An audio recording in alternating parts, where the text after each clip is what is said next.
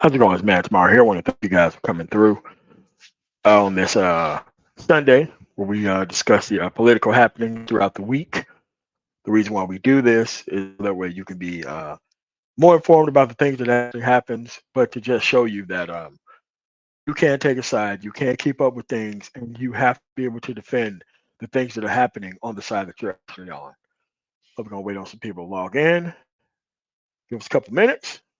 Make sure you hit the like button so that way we can go through this battery of actual articles. So that way we can let you guys get on with your Christmas festivities. We're waiting. Give a shout out to people in the chat. Small Temp Supreme, Ike Ogleman, LOM, AO, Seeking My Creator. What's going on?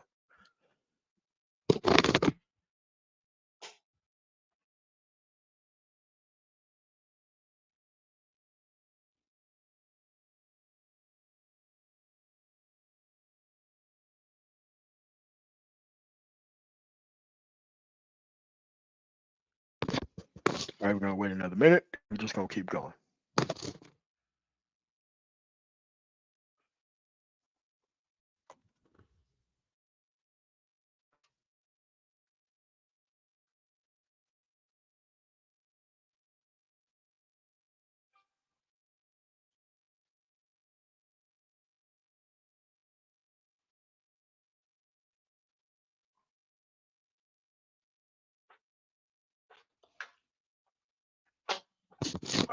All right, what's going on? Keith Smith, what's going on? Delphi, my clicks and views. All right, in a start to nobody. Flag ship actual story. Colorado's Trump ruling sets off political firestorm, raising legal stakes and putting the state at the center of the debate. Earlier this month, or maybe the end of last month, um, there was a challenge to whether Donald Trump can actually be on the actual ballot in Ohio. I'm sorry, not Ohio, Colorado. This is what happens when you go through due process. Both sides had their say. It went up to an actual court so where they can see whether or not he was going to be on the ballot. For some reason, they ruled that he did engage in insurrection on January 6th, but they did not rule on whether or not that he could be on the primary ballot, which was not the decision that was up for actual discussion. There was two things. One, did he commit insurrection? That's a yes or no. And two, whether or not he belongs on the ballot. That's the other question. So while a lot of people was looking at this as a win for actual the president, it was going to go up to the Colorado Supreme Court. And the Colorado Supreme Court said and ruled under the 14th Amendment, Section 3, if you engage in insurrection, you cannot run for president or hold any office in the actual country. You just can't. Now, even though Colorado works fine, home state, love it how things work out there, I don't think this is something that the state of Colorado should be ruling on, period. There's already a system in place. And also with the 14th Amendment, it tells you what happens if you want the actual president to actually be on the ballot beyond that. You have to have 2/3 of both houses of Congress to vote for him to actually still be on the ballot across the United States. From Loud Vanguard, Cynical One, what's going on? So there's already a system in place. But what people are doing is they're ignoring the fact that an insurrection did happen on January 6th. Something that didn't need to happen, period.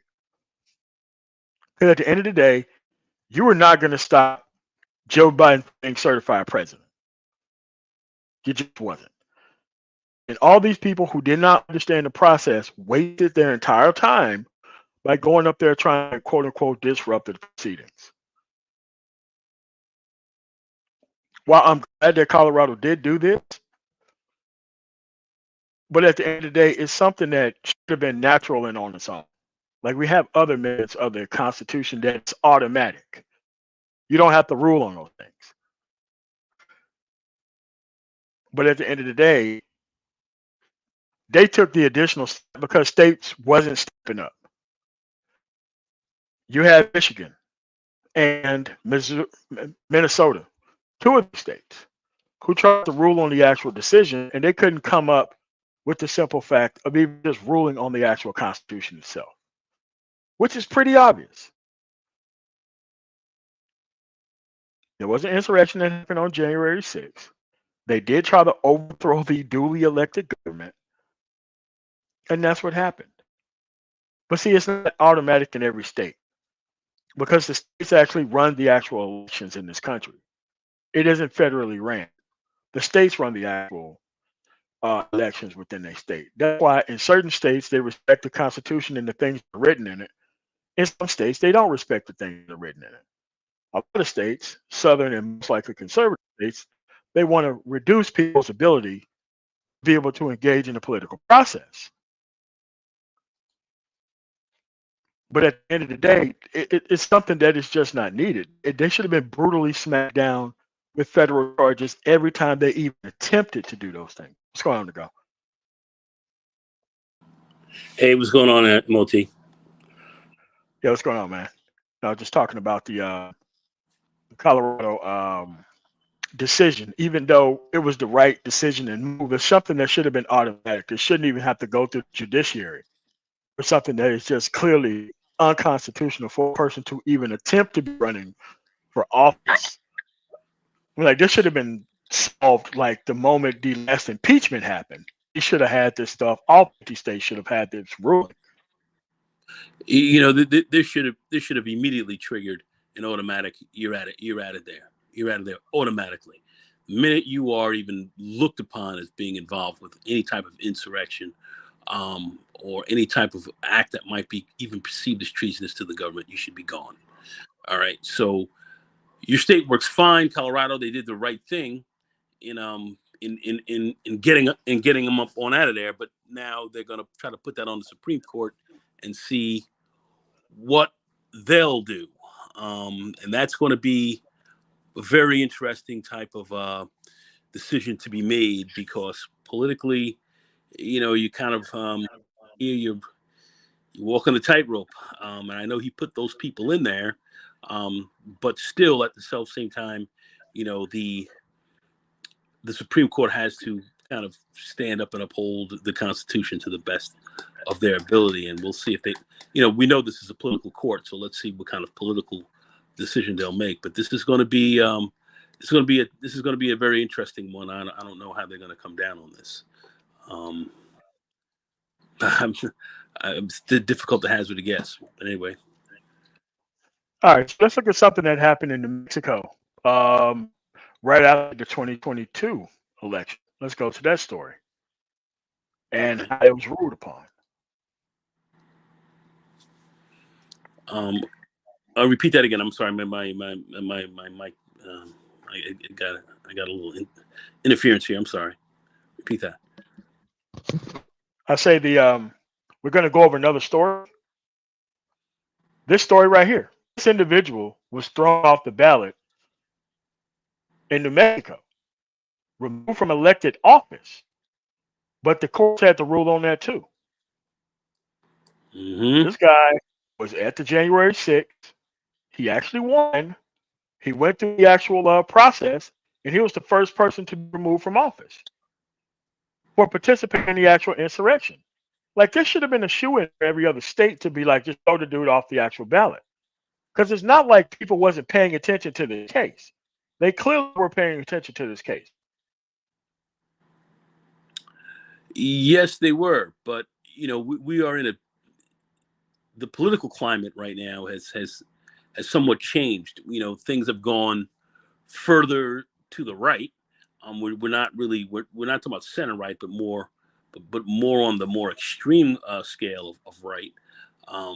Some of these judicial decisions that have come down were correct, but if the Supreme Court gets involved, we don't know. I mean, never forget, we did have Plessy versus Ferguson. That was, that was upheld by the Supreme Court. I think it was 7-1, I believe.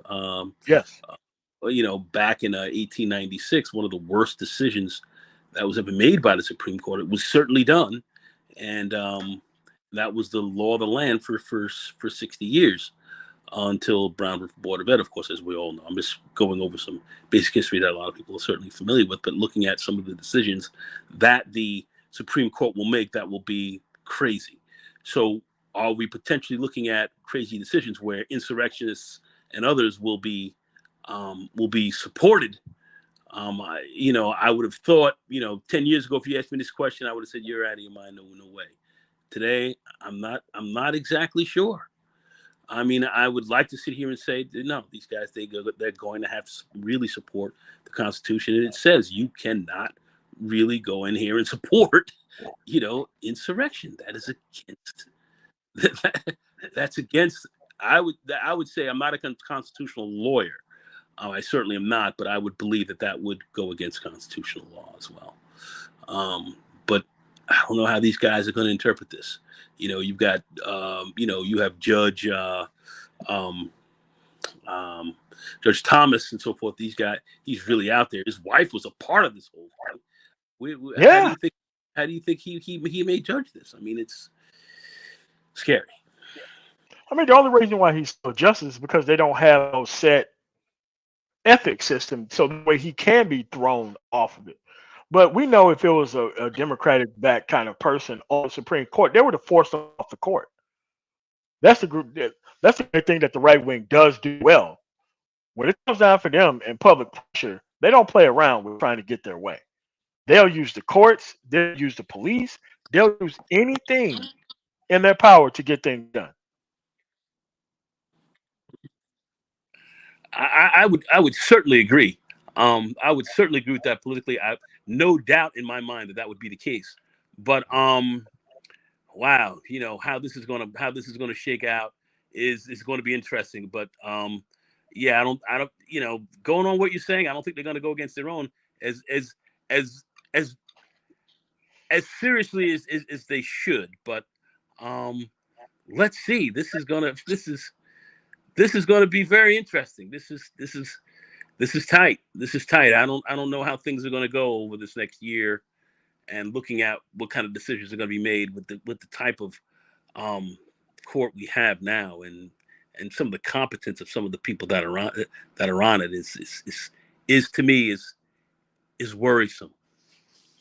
But the door was opened by Antonin Scalia, right? He was the one who really opened the door to making these specious type arguments to back up conservative claims, and it just went wildfire after he passed, and other people got onto the court for the most part. Yeah, and you got Coney Barrett. I don't know, man. I I don't know. I just hmm. Uh, I don't know, MOT. I'm just going to say that I'm not very confident of of the decision making body in this on this court. I'm not very confident. I have I'm not exceedingly confident. I'm not. All right, let's go to the next story that is actually part of this story as well. Story. And this happened right here, right after the actual decision from Colorado about how the, the former president wanted to have an expedited interaction from the Supreme Court about his level of immunity from crimes that he commit while he's in office. It's ridiculous. But anyway, go ahead. I mean, I mean, all this doing is just slowing down his actual ability to actually be prosecuted in March. But at the end of the day, when you're blatantly asking for these things from the court, you're putting a lot of people in a very bad position. Even with a conservative supermajority on the court, you're still putting these people in a very bad position. It's called Chance Rogers. Yeah, that certainly is the case. We're definitely going to have, there's definitely going to be some key issues here. He is putting the he is putting the a lot of he's got a lot of constitutional issues coming up here.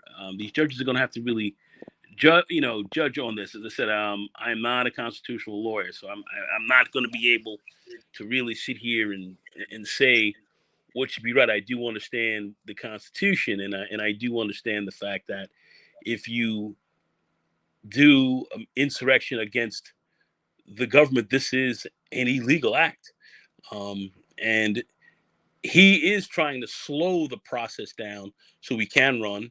And if he can slow the process down enough so we can run, and let's say he does win, he's going to scrap everything. So everything's going to get thrown Correct. out. This is going to be a whole different game. You're not going to see the democratic process that we have been used to. We're going to see something different. And that's what I think some of the extremists on this side are really looking to do. They're looking here to scrap a lot of this, and change this government to almost a somewhat semi kind of fascist republic. I mean, that's what these guys are really edging for. And will the Supreme Court back that up? Will they back that up? That's what we're really talking about. That's a fairly significant question we have to look at and question. I don't know if they will. I can't be entirely sure. I'm certainly not. I'm not sure that they won't do that. But that's really what we're looking at. He is definitely slowing the process down. MOT. There's no doubt about it. He is definitely looking to see that things do not function properly right now before he can get in and then scrap everything. That's his game. I've listened to him. I've been listening to him quite a bit. He sounds. The man is frightening to me. I mean, he is frightening. So, and he sounds a little bit unhinged at times. So he's looking to drastically change the system. He's looking to drastically change it. Will the Supreme Court really go behind this? Do you believe that they will? Will they support this? I mean, because a lot of legal arguments, like locally on Colorado television, from a lot of conservatives, was kind of be like, they're trying to say that engage in insurrection. No, you have to be charged with insurrection. It's like they're talking about the engagement. I mean, because this is clearly after the actual Civil War, right? When we came up with these laws. Correct. They're seeing the dangers of these individuals and how craven it was to want to, quote unquote, retake office. Well, when we look at what happened after the Civil War, and these laws were written, how many of these real Confederates, and we're talking about from Jefferson Davis, from Jeff Davis on down, who was hung, who was put away in prison, and so forth? They didn't do that. The insurrectionists were not, in my view, were not done away with the way they should have been done away with, hung, drawn, and quartered, and finished utterly, and stamped literally out to the surface of the earth and destroyed. They were left to hold some respects of title, and some were venerated. Some were venerated. Where you even have the flag of you have the flag of North Virginia that these guys hold up as a Confederate flag, still flying all around them, joining up in here in this country. It's insane. Yeah, correct. Yeah, I do agree with you. We don't see that in any other. Show me any other country where we see this. We don't. So we bring this thing here to present day, and when we start to look at the people who are prosecuted right now for January 6th, not one of them, not one, has been prosecuted for insurrection. Not one. They've all been hit for various other types of felonies and attacks and some misdemeanors, but not one was hit with insurrection. That's problematic. That's problematic. I think in a lot of these areas, they probably couldn't even get the charge down anyway because how they kind of set it up. I mean, because if the Bundy boys couldn't get charged in Idaho, when stuff was on tape with them pointing guns at people. Correct. If they couldn't get that there, That's why it's like, hey man, you ain't even got to be charged with it because a lot of these people are gonna support their local people, especially if they are a political persuasion. That is. Uh, and you look at that, then you have to ask yourself, oh my goodness gracious, if they're not going to charge that, what are they going to charge? You know, what are they going to do here? So we have to look at what's going to happen here. This, and a lot of people trying to drown this in politics, strictly in politics, and party politics, really. But this is really a lot more than just party politics. This is really an attack. This attack on your capital. I mean, how do you really judge that? And here's the sitting president who helped to foment this movement. This is we haven't seen this since the Civil War. We haven't seen this in over 140 years, really.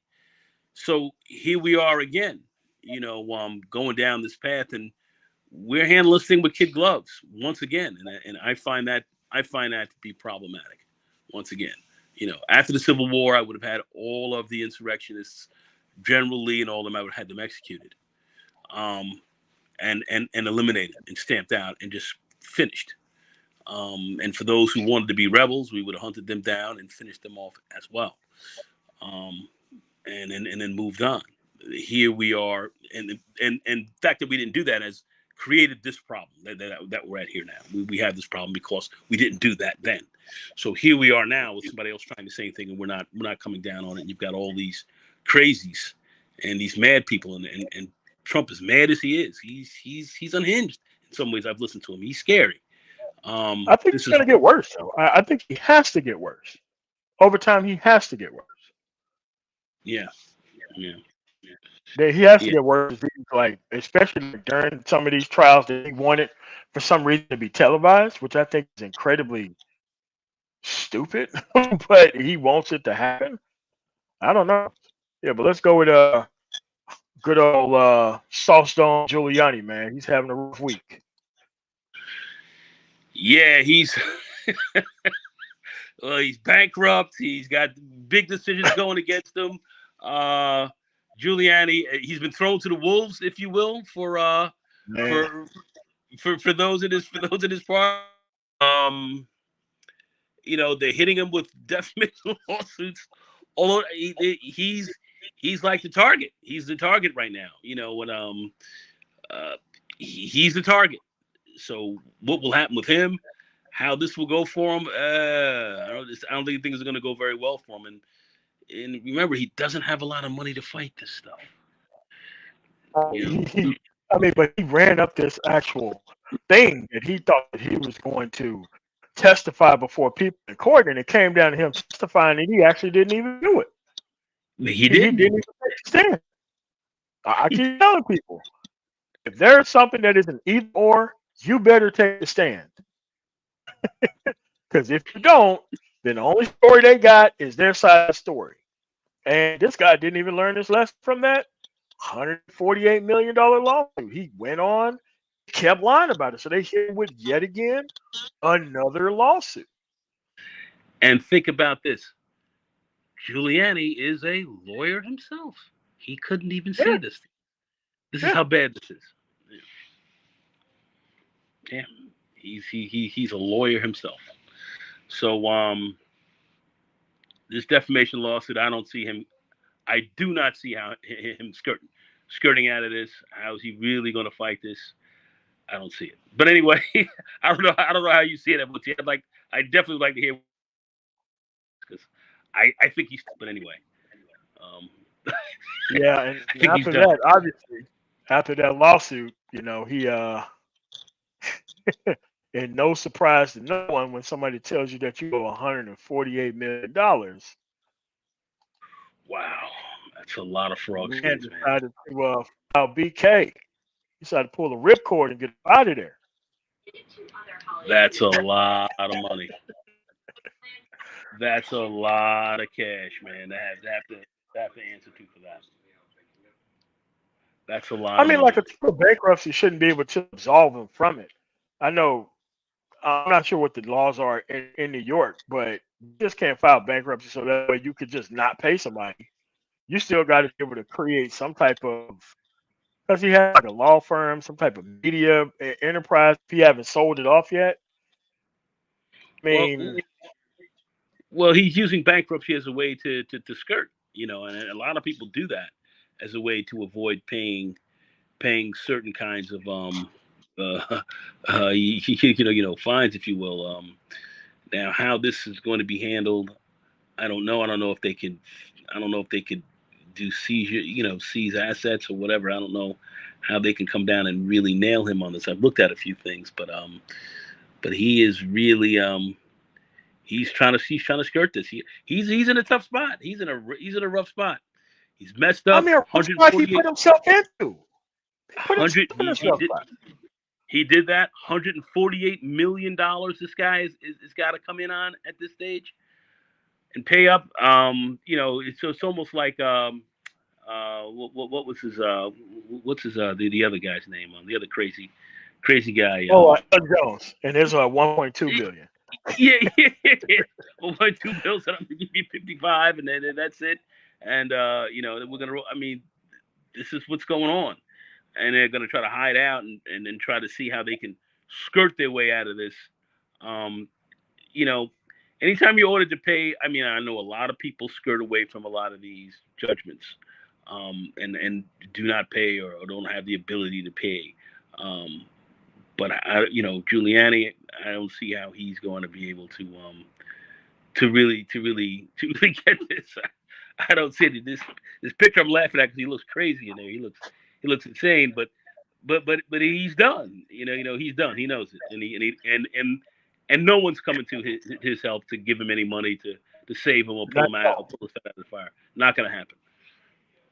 And he still has the Georgia case to go through when it's his turn to go up there as well. He's got that case. That's Yeah. huge. It's a huge case. He's got it. That's huge. They're trying to put these dudes in jail, man. And they're going to have all these prior convictions or all this stuff that's going to be brought up in the actual case before the actual case goes on. Like, dude, these dudes are in mortal trouble. What's going on, Mike? Hey, what's going on, man? Hey, Mike, what's up? What's up, man? What are your thoughts on this Giuliani hit with another lawsuit the day after for still running his mouth, and now he's filing bankruptcy? So what's your opinion on that? I think that he got off relatively easy in comparison to Alex Jones. At least Alex Jones came up with a formidable plan last week. In order to try to pay this off. He's not even talking about paying off. He's still doubling down and tripling down. So I think that he's getting off relatively easy. I would put him. No, I think I said this before. I would put him on the no-fly list. I wouldn't allow him to go anywhere. And just take him for what he has right now. I mean, if the smart thing for him to do is to actually, forfeit his assets over and just kind of, get his way out of this, because he's not going to run for office anymore. He can never practice law anymore. Yeah. And he's a useful idiot. He did exactly what they wanted him to do, and now his job is over. If he thinks that he has another shot in the next administration, he has another thing coming to him. He'll never get He'll never get access to the White House. He'll never get top secret clearance or secret clearance. Any sort of clearance. He's done. There's nothing to really, galvanize from him other than his job was done between 2016 and 2020. That's that in January 6th. So he has no other place within politics right now, and nobody really needs him. He's a has-been for all intents and purposes. Yeah, he's pretty much done. And how they are going to get assets from him, I'm sure he's got money's hidden somewhere, but he's been having financial problems for a little while, and he's claimed, Trump, we're going back now to 2020 and 2021 when he was supposed to be representing Trump and so forth, said he didn't get paid, especially when he came in and had all that ink running down on his head and looking real crazy. Apparently Trump stiffed him. That's the story. That's what he's running. So what I'm saying is he's got no one to really help him with the situation, and that's why I think he's a desperate guy, and I think he's a little bit crazy as well. So I certainly don't think he is looking to ante up, and he's going to do whatever he can to fight. But I don't see this thing getting any better for him at all. At all. Yeah, me neither. Mike, what's your comments on Colorado working just fine with the 14th Amendment, paying attention to the Section 3 of the 14th Amendment? What do you think about that? it actually sets a precedence, right? So when you think about Colorado taking the first step, Maine is probably going to take the next step, and then you have to bank on another state, right? And so in order for Trump to get to 270, he needs 270 to win at the end of the day. Taking Colorado out of the picture, you now can't get to 270. So you may not need any other state to participate, but in reality, they're setting it up so that other states can also follow suit. I know Minnesota kind of backed out of it before, but you still got 48, 49 of the states that can participate in this. They can look at it themselves and decide, well, maybe this is something that we can actually pursue on our own. They got to be talking behind the scenes. It's not isolated to just Colorado anymore, but Colorado, fired the first shot. And so I think that Colorado is setting it up for everyone else who wants to do this, who wants to look at this from the Supreme Court perspective to actually go ahead and do it. So I'm shocked California and New York haven't just jumped out front and just did it way before Colorado did. I'm shocked that they didn't do that. Well, New York right now has got a few other things going, Letitia and all that. You see what's going on there, and the moves they have going against him right now. So I think New York is kind of waiting a little bit, but New York is certainly not his friend in that regard. So do I think New York will follow suit at some point? I believe New York will. What other states will be very interesting to see. But what I wanted to know, Mike, from your perspective, how do you think the SCOTUS will come down on this? That's going to be really tricky too, because since you have a majority Supreme Court that has his, he put 3 of the justices on there. It's going to be difficult to get them to, bend in that direction, because they've always been, bent over for him, because he put them up there. And so, I don't know how that's going to work out. I think that at the end of the day, you're going to have a majority that's going to weigh on his interests. And so I don't know. I would like to see what's going to happen with Clarence Thomas, Injustice Thomas. I think that yes, he could actually be the deal breaker here in terms of what how the shoe drops, because he could be under investigation next, with all this money's being spent and not ruling on cases that have conflict of interest with some of his clients, and people who are defendants on his cases. I don't know. He's a very interesting character in all of this. I suspect that he could be out of here in the next 4 years or so. I think that he could be out of here too. Maybe he might be playing in an exit. Because he hasn't disclosed a lot of his engagements and the monies that he's gotten. Whereas Ruth Bader Ginsburg, she has already disclosed that she had trips to Israel and some of these other places. That stuff was fully disclosed up ahead of time before she even passed. So I don't know. I don't know why he had to hide it, but and complain about not being paid, or the kind of pay that he was getting. Like, why he even did all of this? I don't know. He wants an NIL deal for like the Supreme Court, apparently. Yeah, I mean it's ridiculous. And yes, he does have a lot of things that look like he's got a conflict of interest, and I think he should recuse himself. I personally think he should recuse himself from the court. He's not going to do that, but that's what I think he should be looking at doing. Way too much stuff is going to come up on him. This is a problem. Yeah, he's a problem. Yeah, I mean, but this is inevitably what happened when you have no rules for people. They turn around and they engage in things that make you have to put rules in place to actually help, not have this thing go the way it is clearly going. This could upset the democracy as we know it going forward. This whole election determines whether or not decision, period.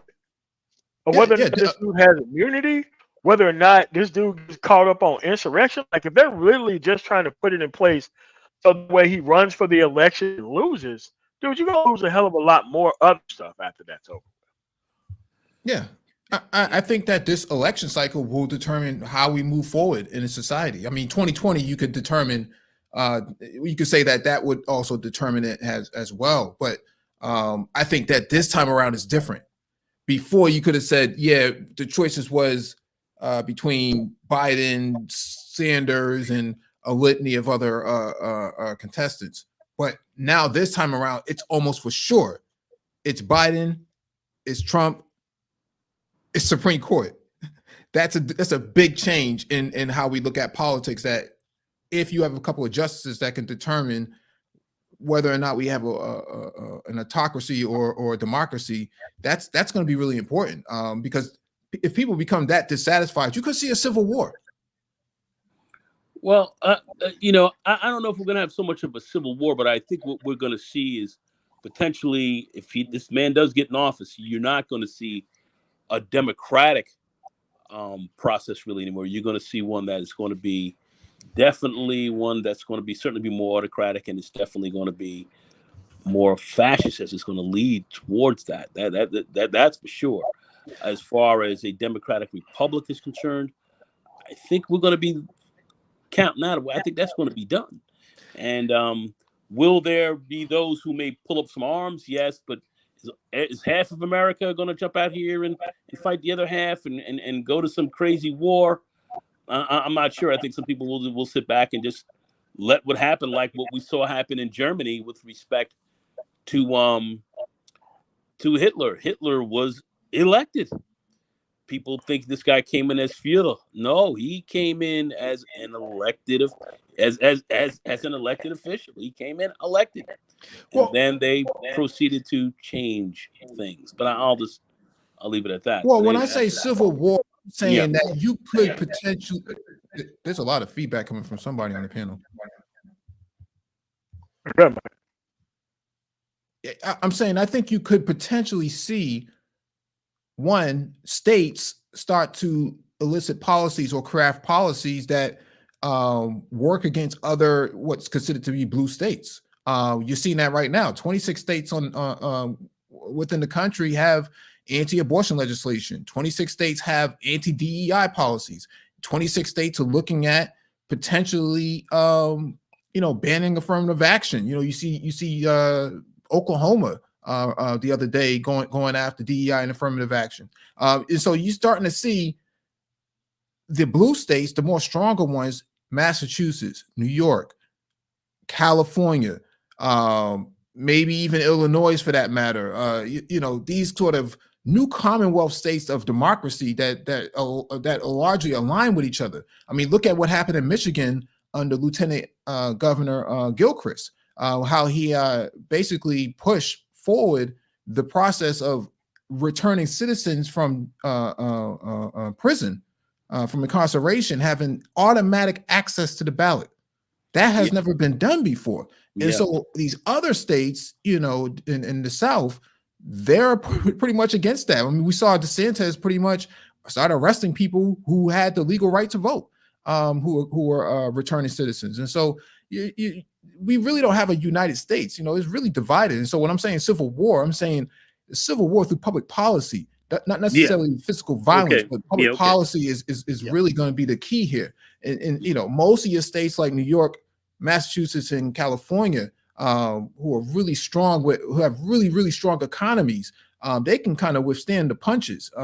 These other southern states, not so much. I don't know if Mississippi can, tread water any longer under the economic conditions that they have. No, they can't. I mean, 35% of their state budget is funded by the federal government. 35%. No, they can't. Without federal support, they're toast, and they've been toast like this, quite frankly, since the end of the Civil War. But in all reality, no, they're not going to be able to survive that, and some of these other states as well, Arkansas and Mississippi, and how would we say almost every state there, almost every state in the old Confederacy is underneath that aegis, except Texas. Yeah. Yeah, no, Texas, it shouldn't be considered a red state. What is it, like 60% of it is non-white. And I think it's like 46% came out for Joe Biden, if I remember correctly, or 42% came out for Joe Biden in 2020. And so, I don't know. I don't know what's going on with Beto O'Rourke, but folks are not showing up for him, even though he's a progressive.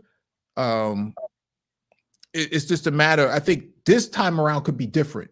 Before you could say, okay, you're dealing with a quote unquote red wave, but it turned out to be a puddle.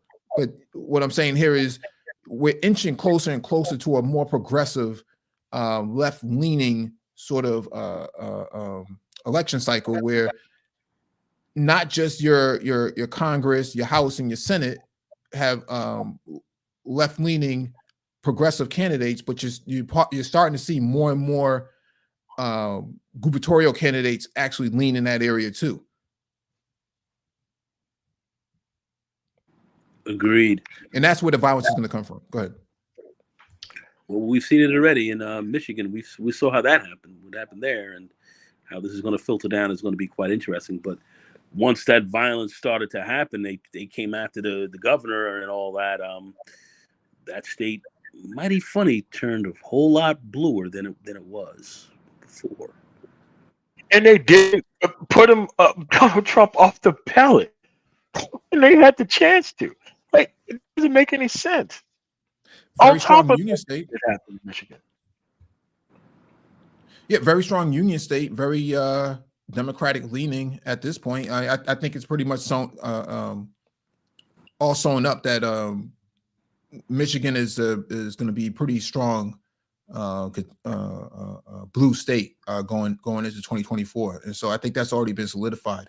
I'd be interested in understanding, what comes out of the the governor's mansion. Are people planning, for 2028? Because it's pretty much lost right now at 2024.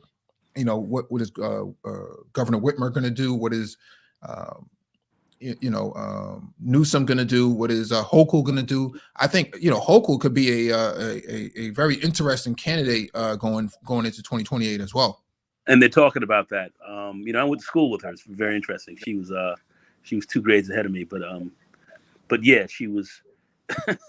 She's definitely being spoken heavily about in that regard. That's being here in the New York political scene. That is being talked about in 28.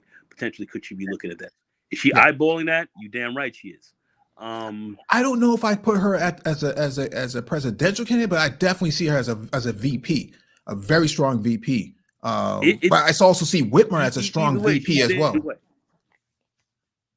Agreed. All the way around. Yeah. Agreed for both of them. Whitmer more VP. Hochul's talking about president, but VP as well. They're all they all play that game there. To put themselves in into that VP spot by, of course, swinging at the top spot first. But she's being spoken about. How that will filter out or how that will come down the line will be very interesting. But she's still here in New York State. She is fairly popular governor. She is fairly popular at this stage. So let's see how this works out. But I would agree with you, Mike. But the party's going to have to recover itself after this election is over with. That is what's clear. After this election is over with, the right wing is going to have to need to recover itself. If that's going to happen, let's go on, Citizen Lou. Hold on a second. Drop the link for Citizen Lou if he wants to come up. But it's just very hard at this point to even justify even dealing with these people at all. All right, here's our next story. The Senate swiftly confirms top military brass in a months-long campaign by Tuberville of Alabama. Like, I don't understand what made him do this and what allowed this guy to get away with this stuff for this long, man. You're supposed to be the party of the military. How do you even come to the idea that you can hold up these people's promotions? I don't understand that. It's his way of filibustering. Oh, sorry. No. He's right. No. You're absolutely right. Anyway, go ahead, Mike. You hit it perfectly. That's exactly it. Anyway, go ahead. No, I was just going to say it's just his way of filibustering. That's the only power he has is to filibuster. These top ranking brass. And other aspects as well. But this is his only way of leverage. So, wow, that's insane. What's going on, Senator Lou? You have any comments about our previous stories up until this point? Yeah, I want to talk about the 14th Amendment, man. Yes, sir. Go ahead. Yeah, it's funny how the Second Amendment, it doesn't need to be ratified. No new provisions whatsoever. But now the 14th Amendment, this is out of date. Oh, that's it's funny how they just pick and choose which amendment is out of date and which one don't apply and which one is ironclad. It's crazy watching the whole thing unfold.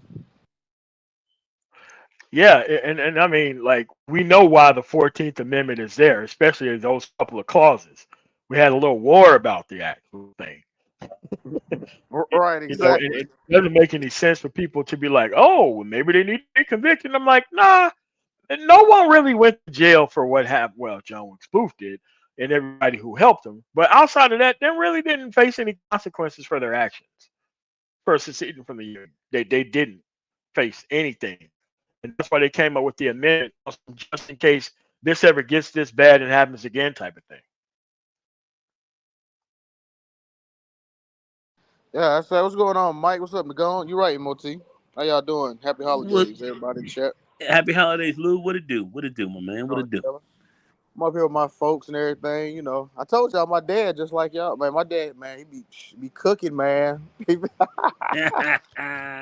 happy holidays, yeah, man. I'm gonna bring him on and have a conversation about the Mississippi thing, just like I did with BMT's father, man, because they just don't understand that you're just not going down there waving Confederate flags and just trolling black people just to be trolling them down there. Like, that don't happen down there. This is a purely online thing. Right. Yeah. Exactly. Purely online. Yeah. They all just. I love let's keep the flags up. Keep these Confederate statues up. Like I said, losers shouldn't get banners.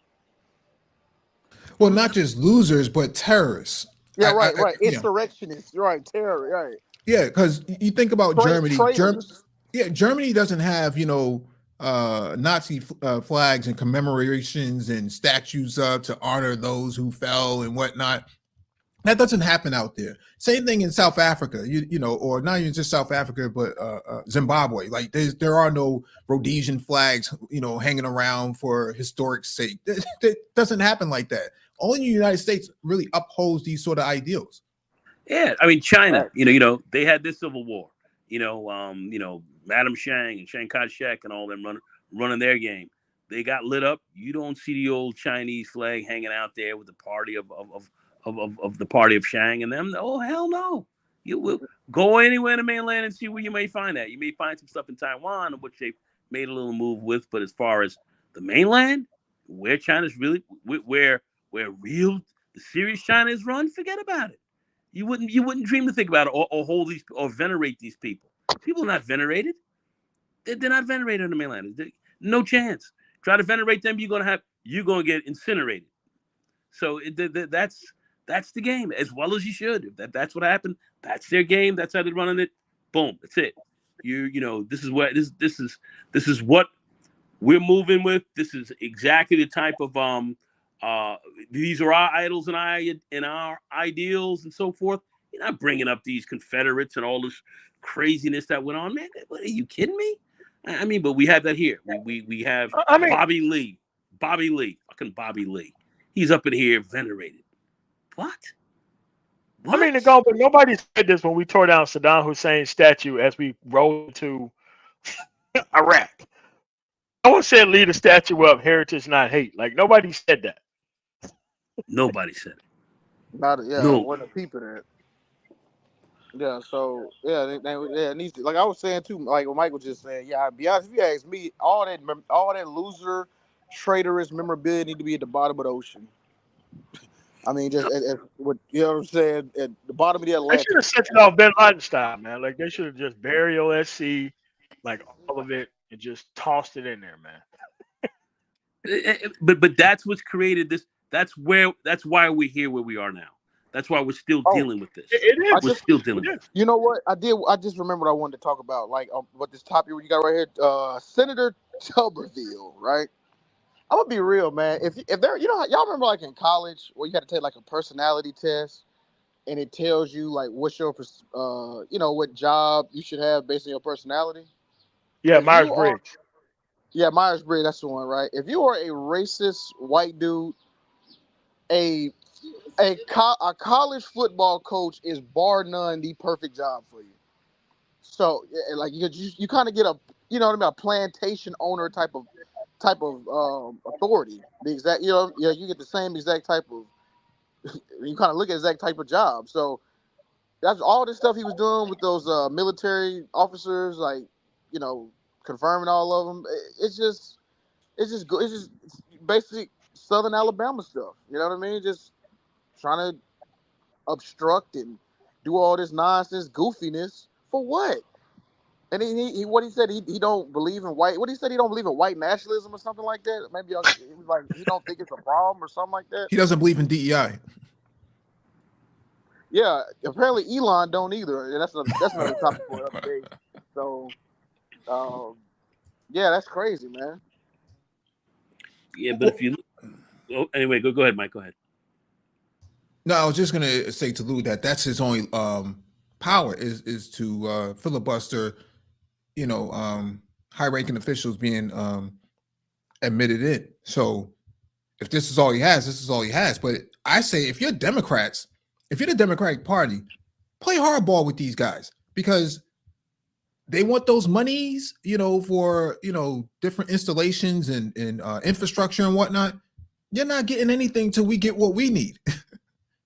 We run the House. We run the White House at the very least. I'm saying if I'm a Democrat, right? If I'm one of the top ranking officials, I'm saying we have more power than they do. Why not actually hold up their money's coming into their state? You're not going to play. If you're not going to play by our rules, then why should we even play by yours? So I don't know. I don't know why Democrats so soft on Republicans in this. When Republicans were in control from 2016 to 2020, they ruled with an iron fist. With us, man, we got a wiffle bat and just kind of, looking for play putt and stuff like that. Nah, we got to stop playing harder.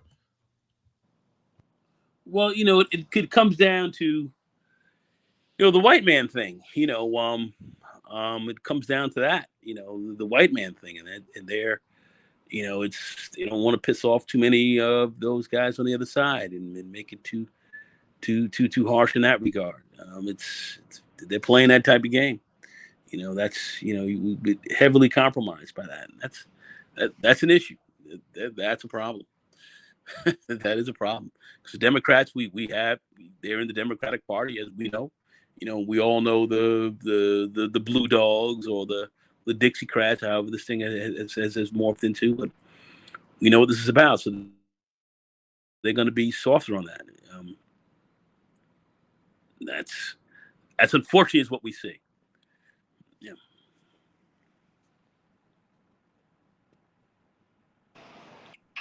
Hey, what's the House numbers right now? I know Republicans still kind of got like a majority, but Democrats only need like what 4? No, they're down one. Yeah, down one. Democrats down one. No, Republicans are down one. Okay, so what? Okay, gotcha. I think they need 218. I think they need 218, but I think they're at 217 now. Okay. Yeah. Yeah, with a lot of people retiring. Yeah. And we said McCarthy too, right? Yeah, they kicked McCarthy out. Yeah. All right. So for our last video, we're gonna play this excellent video from CNN about this. Trump's Hitler-esque comments at one of his actual events, and we're going to see the actual people that the people in the manosphere think that we should be teaming up with, and what's their actual response about that. So unfucking believable. This is unbelievable. Unbelievable. not really Trump's comments, but his actual response to people who actually voted for him and still plan on voting for him after that. So we're going to play this and then we're going to stop it at some certain points. So without further ado, courtesy of CNN, fair use. Let's play this.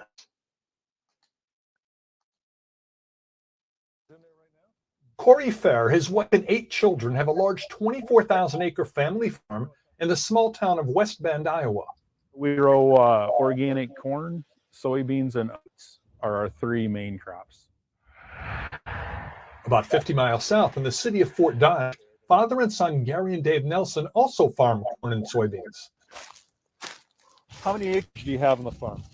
So it's about 5,000 acres. Both families have successful businesses, have had the same political outlook. Who did you vote for president in 2016 and 2020? I voted for Trump Both times. Both times. In 2016 and 2020, who did you vote for?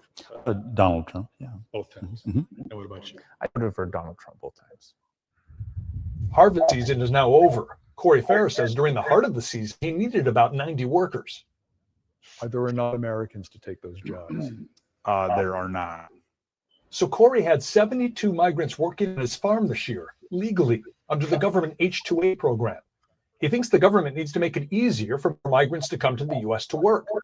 He hadn't seen or heard what former President Donald Trump declared about undocumented migrants coming across the border, so we showed it to him. It's crazy what's going on. They're ruining our country. And it's true. They're destroying the blood of our country. That's what they're doing. So we asked, how does that make you feel about the man you voted for twice? It brings out a side of him that I haven't decided what I'm going to do this year. About whether you'd vote for him again. Right. What do you think the people who worked for you, who've just left for the season, would think about those comments? They would be offended by that. Gary and Dave Nelson say they will likely hire migrant workers in the future under the same government program. We also showed them the Trump video. I don't think it was appropriate. My ancestors came at one time, and maybe the same thing was thought about them, but it turned out to be great contributors to our country. Do you find it offensive, though, to use that term, destroying the blood of our country? No, that's harsh words. It's not proper. It's not fitting from a presidential candidate. Do you wish he didn't say that? Definitely. I mean, he's using words from things like that in our past of the Nazi piece and that. And that's been the hard thing with Trump is just too many times things are said that it's like, whether it's taken out of context or he's using examples that don't apply in these situations. Son Dave doesn't know who he wants for president at this point. Father Gary is supporting Ron DeSantis. Recent polling does show that a plurality of likely Iowa Republican caucus goers are more likely to support Trump because of these comments. At the Groggy Dog restaurant in Indianola, Iowa. And it's true. They're destroying the blood of our country. That's what they're doing. I showed the video to one of This is my favorite one right here. And these are the people who you want to team up with. the customers, and this Trump supporter is okay with it. Does it make you even more supportive of Donald Trump? Yeah, because he's pretty, like I said, straightforward. He, spelled it out for you right there, and what he wants and what he wants to do to make our country better. So you don't think it's offensive? No. Outside the restaurant. Do you think the comments are offensive? To some. Is it offensive to you? No.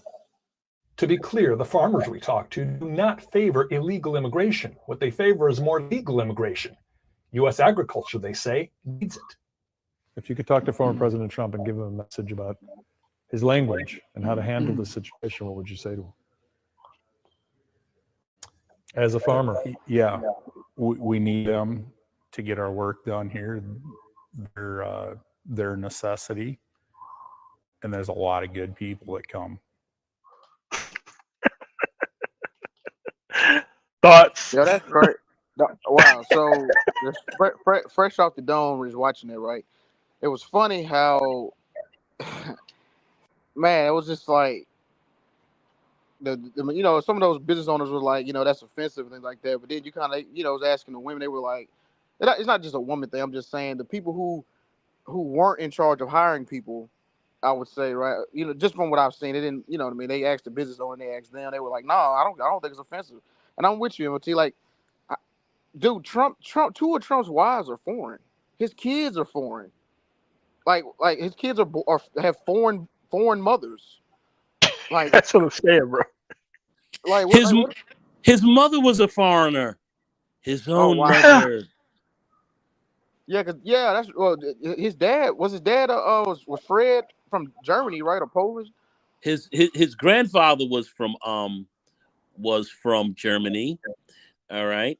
Under Drumpf, DRUM, MFP, Drumpf. That was the name. It was changed to Trump. And his dad, married an Irish woman from Ireland. Straight off the boat, huh? Straight off the boat with the map of Ireland all over her face, potatoes included. So that's the whole game that went down. And he's talking about immigrants. We get the blood. When you listen, you got to listen to the blood. When they talk about the blood, this is what like the supremacists and them talk about as far as the blood of our land, the blood of our people. They're talking about that white Aryan blood. That's what he's really speaking to. And it's kind of a coded language, but that's how this guy's rolling. He's the But last this is white man. what I mean. People should go over there and say that they have all these things that they're going to be having in common with these people that are over there. And it's like, when you ask them about, okay, so what type of policies are you going to be fighting for while you're over there? And they can't really talk to you about anything. MOT. So when I was telling you we was on a touch stream. I was watching the Yeah. Majority Report, right? And they had clipped that conservative. It was like a conservative podcast. But they were mad. They were saying basically, this is what this dude said out of his own mouth. He said that for every 2% gain in the black vote, Republicans lose like 4% of the white vote. Because they're not, like you said, they're like that whole Aryan blood and all that. They don't like you said, they don't have nothing they don't have no 13-point agenda for black men over there. They don't have. Well, the other piece to that, Lou, is that they have an aging voter base. And so a lot of their voters come from very old Gen Xers and boomers, and silent generation. Silent generation is pretty much done in terms of a voting block after this election cycle. But then you start taking into consideration the dwindling of the boomers and Gen Xers. Everything below 45 is pretty much left leaning. Folks are not really in lockstep with the conservative movement or the Republican Party as we know it, and so their days are numbered. They kind of did the numbers after Obama, after the first term of Obama, that we have to do something, or else we're never going to win an election ever again because the demographics are changing, and there's nothing they can do about that other than gerrymander and other sort of legal positions of stymieing the vote. And so that's why you see in the South, there's such a urgency to try to stop people from voting. But in reality, they need the king swing states. And the king swing states, the key swing states are the ones that are hard for them to win because of that demographic change. Yeah, I agree. Yeah, very much so. Big fact. Very much so. Yeah. All right. So what do you think about these actual farmers who's willing, like I kept telling people, when I'm driving out in the middle of nowhere, you'll see a Trump sign and see habla español right beneath it. All over Iowa, Nebraska, Indiana, Ohio, Pennsylvania. You see this stuff all the time, man. Like, these people are out there working their ass off on these lands. They go get all this credit that is provided to them by the government, and then they go get a whole bunch of immigrants to go do all the work for them. And then once the work is done, they want these people to go back to their country and not have any opportunities while they're here. It's nuts. Oh, MOT, you just brought something to mind. You just reminded me of, right. So like when I go to when I travel, right, when I'm interstate, when I'm inside America, like when I'm going back home, I'm basically like I help out people who don't speak English, they don't speak Spanish. So I'm always kind of like helping them out, finding gates when I'm in the airport and stuff like that, right? You know what's funny? Most time when I'm speaking to them, they're like you just said, they're coming from Colorado or Nebraska, or they're on their way there. You know what I mean? Like they're Yeah. on their way to these places to work. Yeah.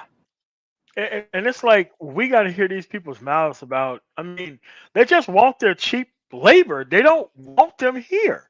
They're like, after we done cheap labor style, time for you to go back to your people over there. It's nuts, man. Yeah, and the only problem is once they're here for an extended amount of time, the citizenship becomes a little bit more of less of a fantasy and more of a reality for them, and so they want to participate in the citizenry and the democratic process, paying taxes and everything else. They're already paying taxes, and if they weren't working, how would they fund Social Security that these old geezers on CNN, would actually need? To your question, MOT, That's such a great point. To your question, MOT, about working with those folks on that side, in the manosphere, I don't really hear the black manosphere. I don't really hear guys actually talking about working with those folks on that side when it comes to business. Primarily because there is no business for them to work with, because those folks have already said that they don't want you over there, and they're on record for saying this. Mike, taxes, tax cuts, Mike. What do you mean? That's it. Tax cuts. I want to pay less in taxes. That's the closest I've ever seen any type of, when they say anything monetary or economic wise, it's always tax cuts. It's all, we was getting money under Trump, all that goofy stuff. We covered that earlier, right? On our stream on the Black Brain Trust, that's not true. That we went through the Brookings Institute and black men were getting torn out the frame economically, during the Trump administration. Where are all these people in the manosphere who were saying that, black men, as a black man, I came up under Trump. All of a sudden, it's individual solutions for the Black Brain Trust, but when it's about them, it's all about individual come up. Oh, that's a fact. It's always double speak. Yeah. I don't know. Stuck trying to make sense of all of this stuff, where they just roll through, troll through, don't say nothing, don't take a side, and then they have the nerve to talk about all these things that are policy-based things, like the actual child custody thing. That's a policy. How you got there? Child support thing, also a custody thing, policies-wise. So it's like they want to have all this conversation about things that they're not going to change. Right. And it's nuts. If anything, Republicans, I would almost say they're the biggest proponents of some type of extreme child support. I would say they're the worst. Marco Rubio. Like as soon as it happened, no one paid attention to it in the actual space and the spirit. Like none of the not one child supporters here, dudes, covered the shit. They didn't say anything because if it wasn't about or against black women, they pretty much ignored it. The last governor of Arkansas, he was on that too. He was talking about putting folks in jail for voting. Expeditiously, the Arkansas governor before Sarah. Okay. Yeah, he was. But yeah, that's what it is. That's what it is, man. It's just that this is why your individual participation in your state, where you live, actually matters. The moment you try to leverage your non-participation to get something collectively for a group, bro, you should be shouted down everywhere. It shouldn't even be something that should even be happening anywhere. When somebody tried to actually say anything about how non-participation is going to get you something that it takes years of investment and participation to get. It's just nuts.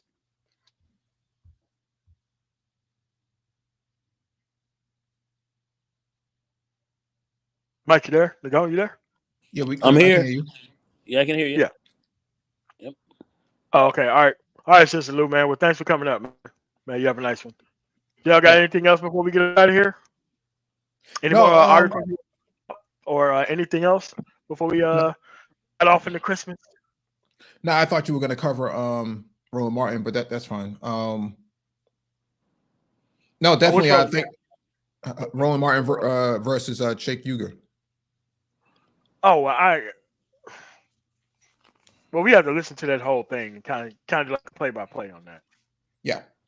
Because that was a really good conversation. I don't want to have to break it up into pieces because it was a really good conversation. He kind of smoked them out of all his points, which is what Roland Martin does. I don't see why people don't like Roland Martin. Like, he drops a link and you don't jump up there, but you're gonna make the man Spear look stupid by trolling in this chat. We got to stop that from happening, bro. Yeah. That's got to come. You. Yeah, that's got to come to an end. But Roland Martin, he definitely is very sharp in breaking points down. He's on, but he's also, as we all know, very well informed. A lot of guys don't like him because he beats their talking points. That's what they don't like. They want to run a certain narrative, but Roland Martin is not concerned so much with your narrative. He's looking at what are the facts here, what is really going on the ground, and let's put some context to that. And that's what he does on a regular and consistent basis, and tears most of these dudes out the frame, and that's what he does, and he does it well. And I definitely like listening to my frat because he's on top of that, and that's that's how we got to handle it. And with all these other guys running around and saying what we're saying is all off, and yet when we drop the links, they say they can't download the app. I don't know, man. Download the app. So they can't oh my gosh. Anyway, no, their fingers don't work, man. Their fingers don't work. All right, man. Thanks for having me up, man. Happy holidays. All right, cool, man. Hey, all right, thanks for having me up, MOT. I really appreciate it. And you have a great holiday as well. Great Christmas. Thank you. And I want to thank you guys for coming through on the Man Tomorrow. This right here, This Week in Politics 102. Colorado works just fine. It's the 14th Amendment of the Constitution. I don't think this is something that should be getting ruled on, but I have to force it there because people are just not doing their due diligence to make sure that this dude is not on the ballot. This dude is already threatening all types of stuff. And he's already engaged in all types of things that the cases have even been done either. So with that said, I want to thank you guys for coming through on the Man Tomorrow. Make sure you like the video on the way out. You guys have a nice rest of y'all Christmas. Have a nice one.